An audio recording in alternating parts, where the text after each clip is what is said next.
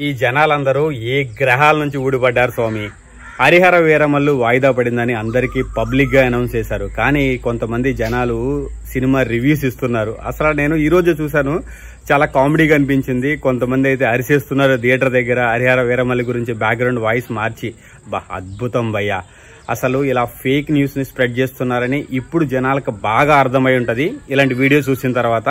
నేనైతే థంబ్నెయిల్స్ పెట్టా కదా, కావాలంటే మీరు వాళ్ళ వీడియోస్ ఓపెన్ చేసి చూడండి. ఎంత ఘోరంగా రివ్యూస్ ఇస్తున్నారంటే 3 రేటింగ్ ఇస్తున్నారు. కొంతమంది అయితే సినిమా రాడ్ లాగ్ ఉంది, సినిమాకి వెళ్ళొద్దని చెప్తున్నారు. సినిమా రిలీజ్ అవ్వకుండా ఎలా చెప్తారా బాబు? అసలు మీరు ఎక్కడి నుంచి వచ్చారా బాబు?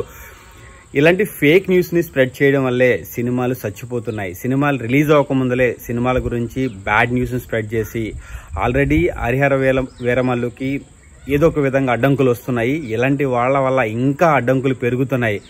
ఎవరైతే ఫ్యాన్స్ ఉన్నారో ఇంక్లూడింగ్ మీ, ఇలాంటి వాళ్ళని అసలు వదలకూడదు. ఖచ్చితంగా వీళ్ళ ఛానల్స్ ని రిపోర్ట్ చేయాలి. అసలు నాకైతే అర్థం కావట్లేదు. ఒక్క పాయింట్ అర్థమైంది, వీళ్ళైతే వీడియోలు ముందలే రెడీ చేసి పెట్టుకున్నారు సినిమా రిలీజ్ అయిపోద్దామని చెప్పి. పిచ్చిన డాష్ గాళ్ళు సినిమా రిలీజ్ అయిపోయిందేమో అనుకొని వీడియోస్ రిలీజ్ చేసేసారు. వాళ్ళకి ఎక్కడో నిద్రలో ఉన్నట్టున్నారు. సో బ్లైండ్ గా టైం సెట్ చేసి రిలీజ్ చేసినట్టున్నారు, షెడ్యూల్ చేసినట్టున్నారు. సో మీకు 200K వ్యూస్, 300K వ్యూస్ వస్తున్నాయి. సో దాంతో డబ్బులు సంపాదిస్తారు.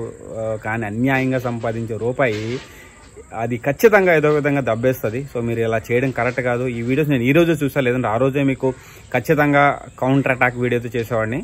సో ఈరోజు అవకాశం దొరికింది కాబట్టి కౌంటర్ అటాక్ వీడియో చేస్తున్నా. ఎవరైతే ఇలాంటి వీడియోస్ చేస్తున్నారో వాళ్ళకి ముఖ్యంగా చెప్తున్నాను, ఖచ్చితంగా ఏం చేయాలి అన్నది గట్టిగా తగులుతుంది మీకు. బూతులు మాట్లాడలేను కాబట్టి వదిలేస్తున్నాను. ఖచ్చితంగా ఒక రోజు బూతులు నేర్చుకుని మరి లాంటి వాళ్ళని ఖచ్చితంగా తిడతాను. సో కొంచెం బుర్ర దగ్గర పెట్టుకొని చేస్తారనుకొని. సో ఎవరైతే ఫ్యాన్స్ ఉన్నారో సో ప్లీజ్ మన సైడ్ నుంచి రిపోర్ట్ చేయాలి. ఇలాంటి వెధవల్ని ఎక్కడ దొరికితే అక్కడ తాట తీసి పడేయాలి. ఎందుకంటే ఇలాంటి వాళ్ళని ఏం చేయాలో కూడా అసలు దానికి తెలుగులో బూతులు కూడా ఉండవు. So please start reporting these channels.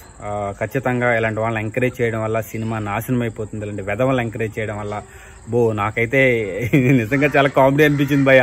ఈ వీడియోస్ ఈరోజు చూస్తే నాకు అర్థం కాల ఎప్పుడు రిలీజ్ చేశాడు. నేను పట్టించుకోలేదంతా, ఎందుకంటే సినిమా రిలీజ్ అవ్వలేదు కాబట్టి. సడన్ గా ఈ వీడియో చూసిన తర్వాత చాలా ఆశ్చర్యంగా అనిపించింది, కోపంగా అనిపించింది.